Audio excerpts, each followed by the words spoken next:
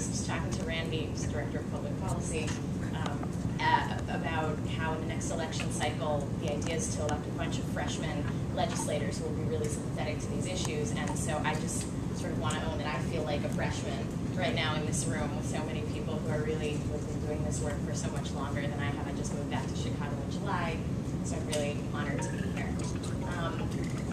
One of the congregations that I work with is A Time in the suburbs of Glencoe. And so I raised this question that I was presented with by Equality Illinois: what does gay marriage, what does LGBT equality have to do with faith? I posed it to the community on Shabbat, on Saturday, and the very first response, the first hand in the air was, if we're talking about marriage, why should faith's relationship to gay marriage actually be any different from marriage? Because surely whatever our reasons for being concerned with marriage at all should govern the way we think about gay marriage. How we regard and treat people who have committed their lives to each other, how we construe the responsibilities and the rights of people who have committed their lives to each other, the status we give people who have committed their lives to each other. Whatever our reasons for being interested in these questions for heteronormative marriages should govern our thinking about gay marriage as well. So I said, Mark, I think you're right, because the Torah, the Old Testament, our Bible, from the outset, makes very clear that after God created the land and the sea and the trees and the plants and the sun and the moon and the sea creatures and the land creatures, we learned that all of these things were tov, they were good. And God thought that the creation called Adam, earthling, Adam, from Adamah, earth, a creation made after her own image, after his own likeness, one being both male and female in nature, was tov ma'od, was very good. And yet, amid all this goodness, the first thing that was lo tov, not good, was given in the Torah. Lo tov heyot adam levado. It's not good for a person to be alone. So yes, I said to Mark, I agree. To the degree that the Torah is concerned with the human being, the Torah is obsessed with the human being in community. And it is not good that we should be alone. And right there should be reason enough to say that we are concerned that human beings have access to finding and living in blessing from our community with their ezer kenegdo, their fitting helper. The person who, and the fitting helper, ezer kenegdo, the word ezer, it means help, and kenegdo kind of means opposing. So the image is like, it's almost like two boards leaning on each other and in mutually opposing support and are strengthened. That's sort of the imagery of ezer kenegdo. The simultaneous aiding and opposing, that's partnership, the one who provides deep and transformative soul-connecting love, born of mutual support and stability. And that kind of love sustains us and helps us grow and creates loving two-parent homes in which to raise children, whether they are biological children, whether those partners happen to be of the same gender or different. And this is one of the most profound lessons in the Torah and of a Bible-based faith, that we thrive on companionship and that God wants us to find our ezer kenegdo first and foremost and wants to bless that partnership. So of course the next hand that went in the air was somebody saying, what about the verse that says, right, I knew you would all laugh. I shared this with a friend and they didn't laugh at this part and I was like, the clergy will laugh.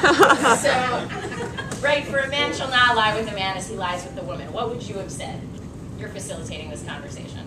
Well, you know, in a sentence or two, we can be brief. What? I would never lie with a man as I would with a woman.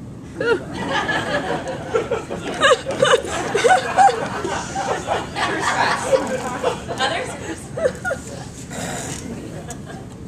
Seriously. It has to do with, if you read the commentaries, it has to do with idol worship.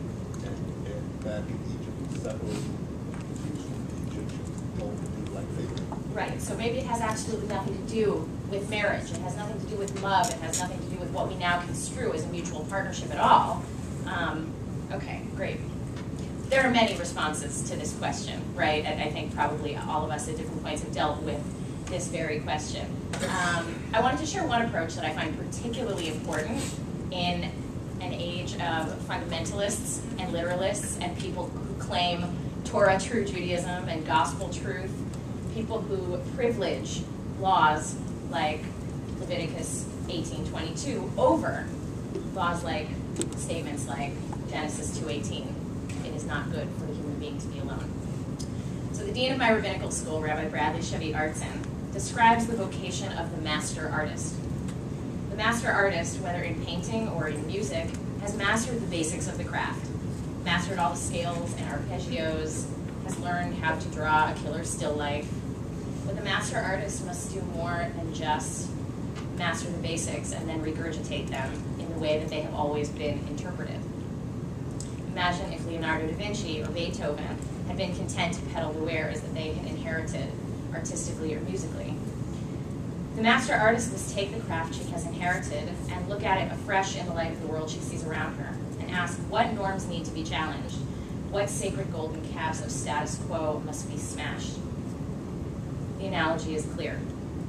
We, clergy in our respective faiths, have inherited a craft that includes preaching and pastoring and advocating and teaching and listening and utilizing the books and the verses and the words that we have inherited.